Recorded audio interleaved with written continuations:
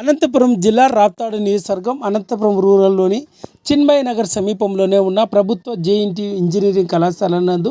శుక్రవారం సాయంత్రం 4:30 గంటల సమయంలో జేఎన్టీయూ ఇంజనీరింగ్ కళాశాల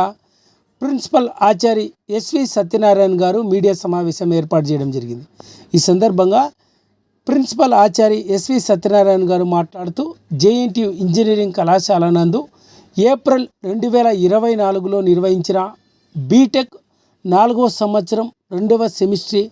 రెగ్యులర్ పరీక్షా ఫలితాలను విడుదల చేయడం జరిగిందన్నారు. విద్యార్థినులు పరీక్షా ఫలితాల కోసం జేఎన్టీయూ ఇంజనీరింగ్ కళాశాల వెబ్సైట్ని కానీ జేఎన్టీయూ ఇంజనీరింగ్ కళాశాల అకాడమీ సెక్షన్ను కానీ సంప్రదించాలని జేఎన్టీయూ ఇంజనీరింగ్ కళాశాల ఆచార్య ఎస్వి సత్యనారాయణ గారు పేర్కొన్నారు.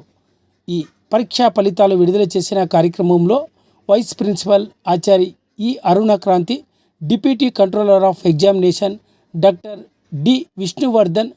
Doctor D Lalitha Kumari, HOD doctor KS Bharathi, doctor M Rajasekhar Reddy, doctor Om Prakash, doctor Dileep Kumar, doctor Kalyani Radha, ఇతర ఇంజనీరింగ్ కళాశాలకు సంబంధించిన ప్రొఫెసర్లంతా కూడా పాల్గొని జేఎన్టీయూ ఇంజనీరింగ్ కళాశాలలో ఏప్రిల్ 2024లో నిర్వహించిన బీటెక్ 4వ సంవత్సరం 2వ సెమిస్టర్ రెగ్యులర్ పరీక్షా ఫలితాలను విడుదల చేశారు.